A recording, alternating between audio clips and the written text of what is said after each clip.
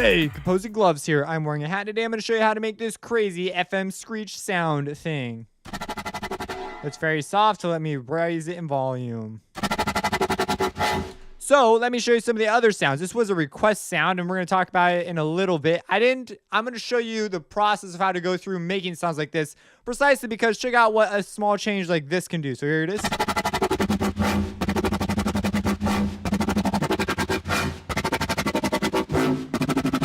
So that's like hugely different. That's just by moving a couple knobs. We can continue.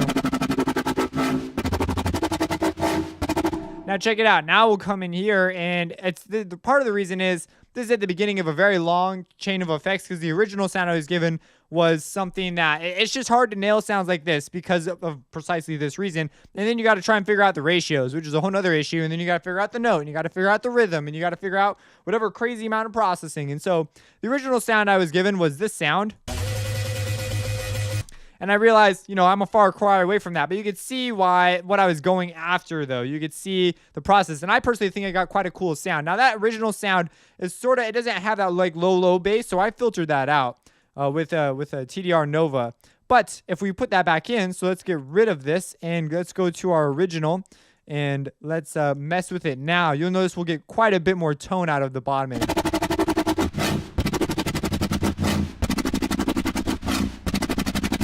So that could be something that you were looking for, maybe that you really want. So let's go ahead. Let's open up the, let's check this out too. So if we mess with the ratios, like let's say.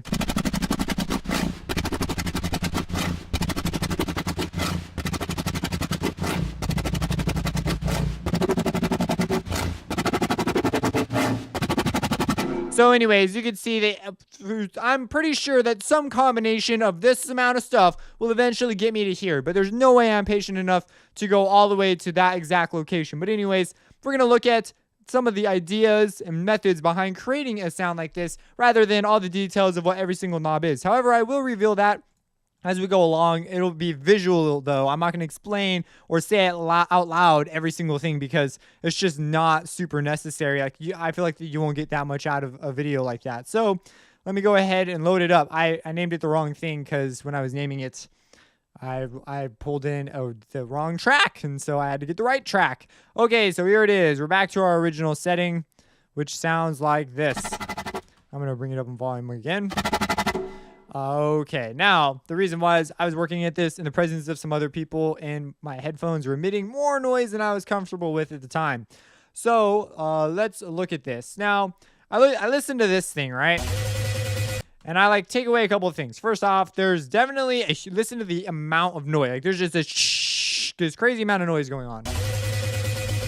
So I take away, okay, I'm like, there's noise. Then I'm listening, like there's clearly some sort of a filtered tone thing, and it slows down over time. So I went with an LFO, which is what these guys are sort of emulating. But then I went with an actual LFO, and then I slowed the speed down over time. So I didn't nail the rhythm because I didn't care to.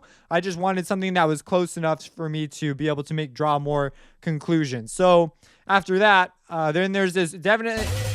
I listened to the timbre now. So I listened to the timbre of that tone, trying to get rid of the noise. But clearly some of that noise is part of the original timbre. So I think to myself, what was the basis for the sound? And FM synthesis, it's screaming FM pretty loud. And Goja does FM synthesis a lot. It's sort of one of his things. So anyways, what I have here going on is I have some FM synthesis. And the other thing about this sound is I immediately knew that it was chorused and filtered in a whole bunch of interesting ways. Definitely chorused quite a bit. At least that was my perception. And so that's what I went for. As far as the rhythm went, I determined that I was going to do a low pass filter.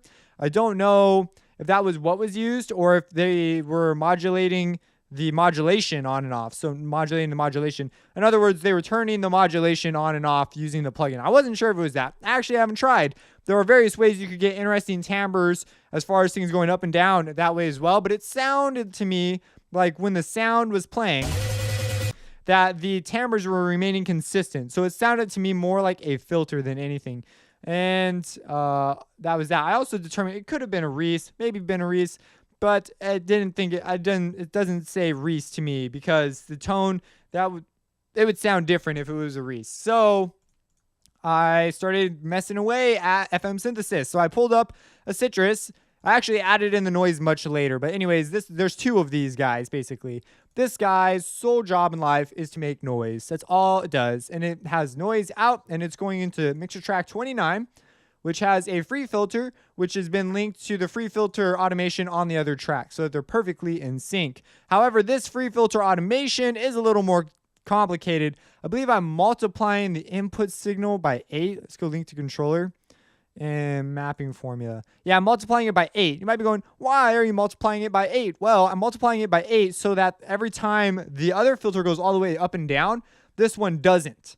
Because if you listen, that noise is not filtered as much as the original signal. Now, I don't know. They probably didn't do it this way, but this is the way I decided to do mine. So mine is it's still a little too clean. So I was not about to go and try and like automate the noise separate or whatever. I don't know. They probably had some sort of thing where it made a lot more sense to do that. But when you're doing it through the back door like this, you do weird stuff. The other thing is I've just put an EQ on the noise to try and match the profile. Here, you notice it's got a lot more sort of high mids, highs, and I took off like the extreme high end, and that was pretty much the end of that. The really tricky one was this guy. Now I'm using isotope distortion plugins and Native Instruments distortion plugins and all sorts of things. So I'm sorry if you don't have some of these plugs, but I recently got a whole bunch of isotope products because of the Black Friday that just happened. So I want to try them out. And then I don't know why I don't use this one driver very often. It sounds really nice. I don't know why I don't touch it that much. But anyways, we open this up and I immediately started FMing. And so I knew that the first thing I did when I opened it up was I started going for timbre. I completely ignored modulation. I was just trying to get a cool tone. So I did something along these lines. Open it up, go to default, and then I'd play a tone and I'd start modulating. And then I tried to get a timbre, just a straight tone, using using my knowledge of FM and trying to get something. And I was settling on things that weren't even close, but that's because I knew I was going to go through this ridiculous effect stack on my processing chain. I knew it was going to be this crazy processing chain that I would have to go back anyways and change a bunch. But basically, I wanted a relatively full spectrum with something that I felt could eventually give me this sound. And like that's pretty okay, but it's missing some high end. So maybe I'm like, okay, there's some high end, but now my low is kind of sucking.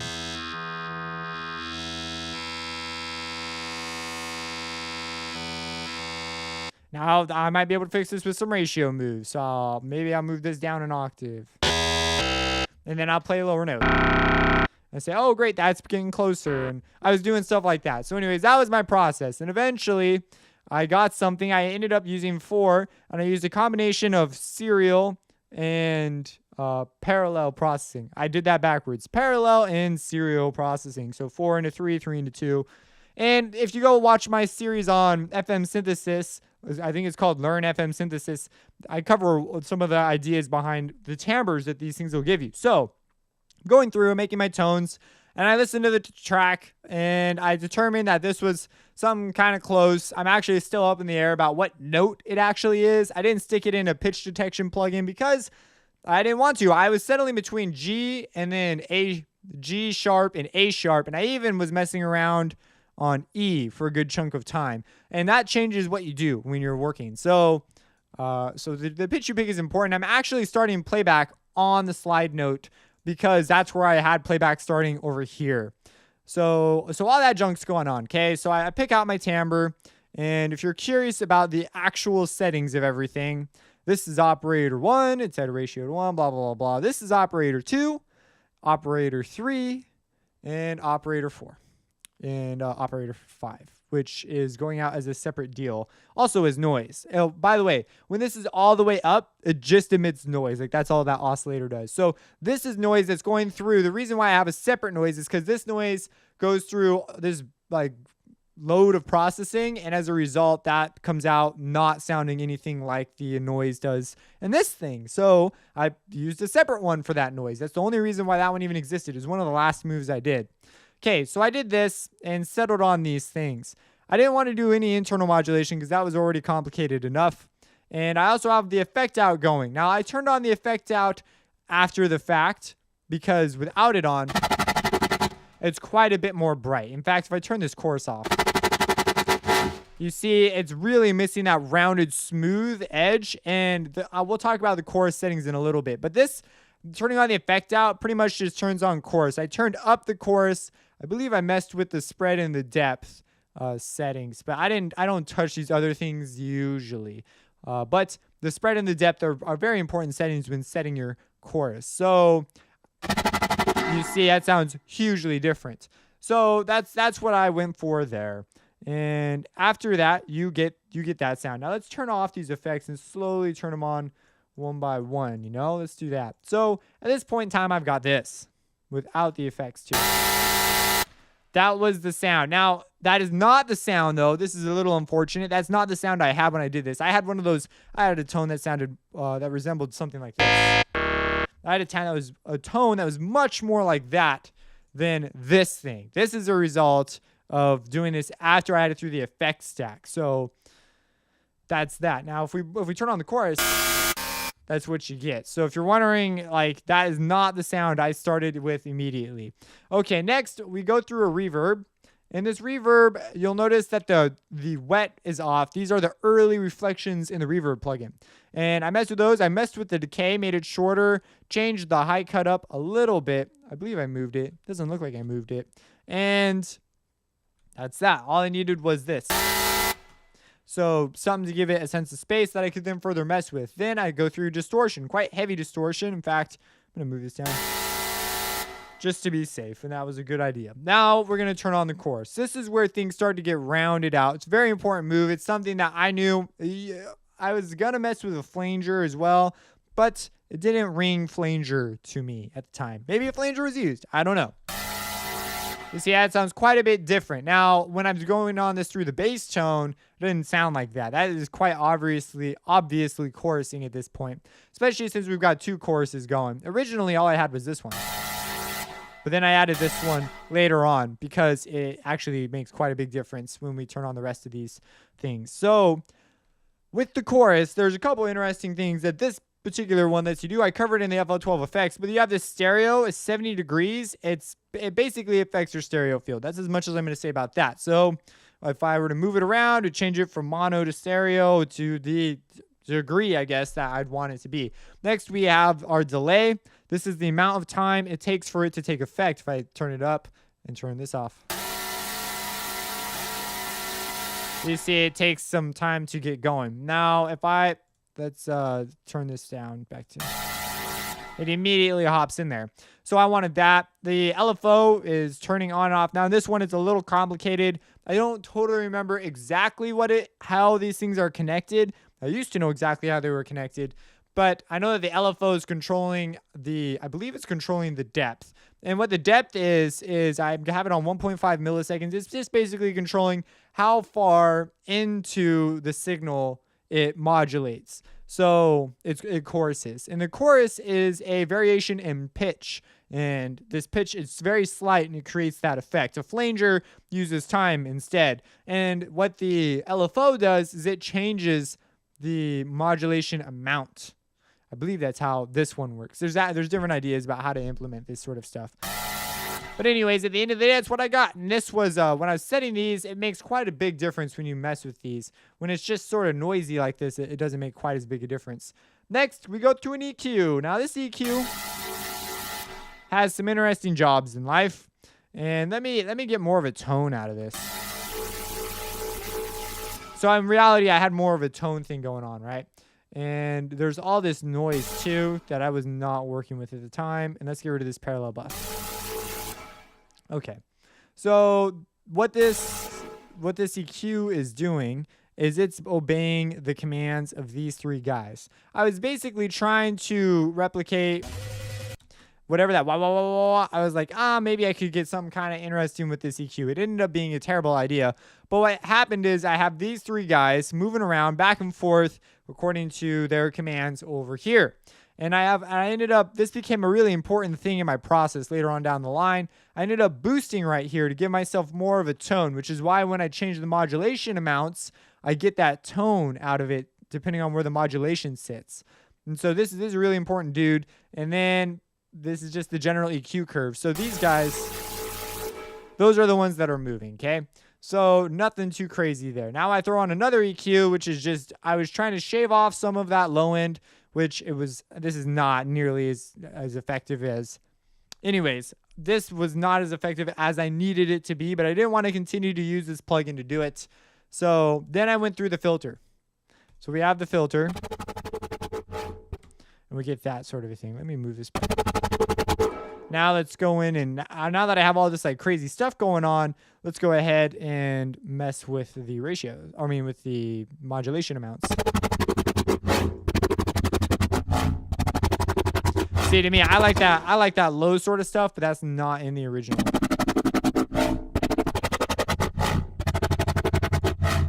So you spin a while, you find something cool that you like out of here. You know, you change it up, move it around. And, oh, another thing, the angle that these guys are at will change the timbre quite drastically. So if we were to just move these just a bit, you could really change your sound.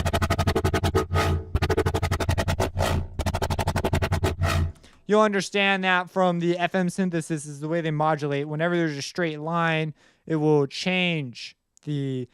okay, so a sine wave. So basically, whenever there's a straight line, it immediately changes between the two tones because there's no difference in slope. It's a straight, the slope remains consistent until the angle changes. Versus a sine wave, which is a curve, is changing all the time. So that sounds way different. So I'm not going to go to the sine wave because I've already sort of got this kind of where I want it. But you could try manipulating it, maybe doing something like that, add some curve.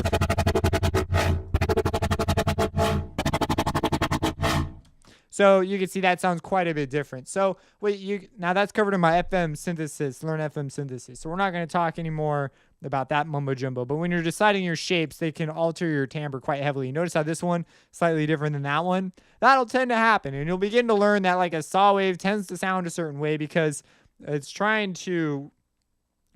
ideally it would never change, but it ends up like almost clicking if you go really, really slow. If we were to open up one, you know what, never mind, just go check that out. But saw waves anyways, with a triangle wave there's two tones, right? But a saw wave is a straight line, and so when it reaches that bottom end, you know, what's it supposed to do? Just continue to drop it back up to the top. So as a result, a saw wave sounds substantially different, and it gives you that sort of much more I don't know, jagged texture. But that's just like buzzwords. It could sound super different at low ratios and things because of that the weirdness there. So I use the Fruity Free filter. Now there's a couple of things. First off, there's a limit, I believe, at 1600 hertz. It just puts one there. I turned the Q off. Definitely don't want that on. And I used the low pass. So this was going to be my main source of rhythm. If you right click, I created an automation clip. And then on the automation clip, I set it to, you notice I had another one here, but it didn't work out. I set it to a LFO. And you leave it right there. You leave it the value at 50%. And so you have a line here going down the middle. And then I turned on the LFO. So turn this off. Look at that. There's the line going down the middle. Now I turn it on. And now I can modulate this. So you see it's modulating all the way up and down. It's controlled by this amount knob. So I have that on. I have the tension on without it on.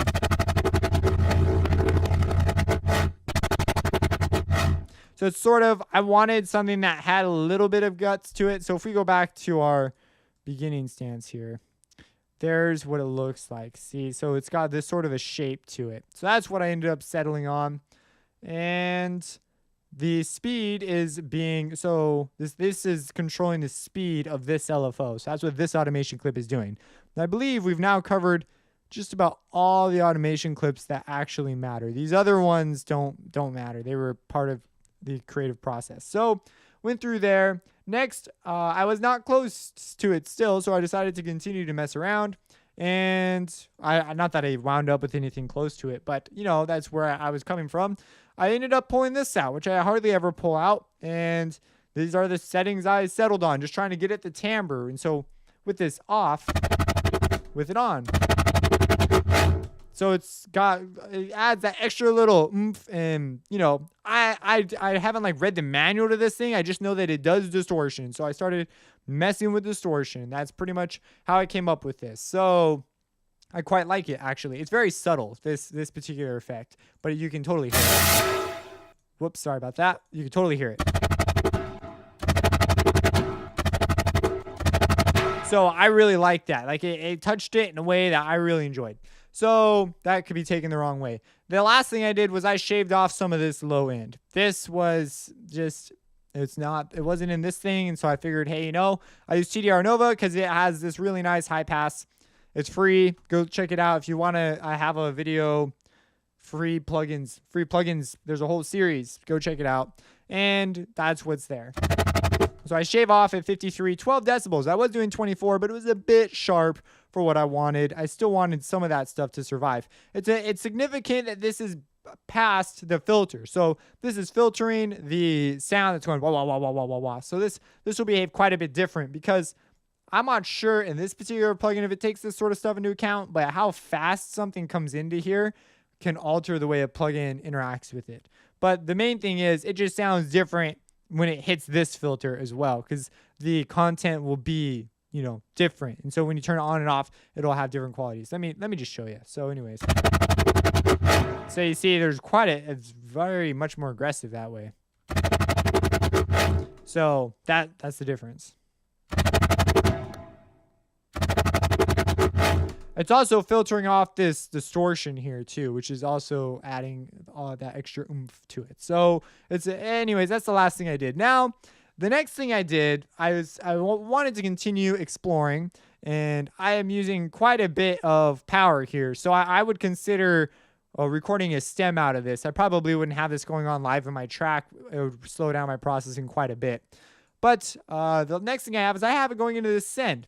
You see it's coming in here, and then it's going out the citrus bus, which I have pre-figured out, and it is going out, that's going out the master, but this is also going here. Now, this guy is only going out the citrus bus. It's not, well, I don't know why I'm explaining this to you. It's just going in here, and you see there's a very small amount coming in here, and with this on, with it off, let me show you with it off.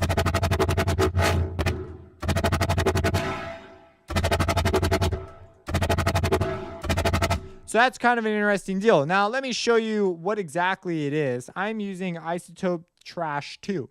And I just went through some presets because this is a new plugin to me. I don't know. I mean, I know what stuff does generally, but I just decided to, see what presets they had in here. And I went with the one Bodybuilder.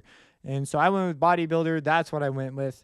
And this is what's going on inside. Honestly, I don't really know what I'm doing when I'm touching this yet. I've yet to really explore it, but I understand the general idea of what things do. I mean, this looks like some sort of a wave shaper, and it's got the bipolar and log mode. So you just go through and you mess with stuff.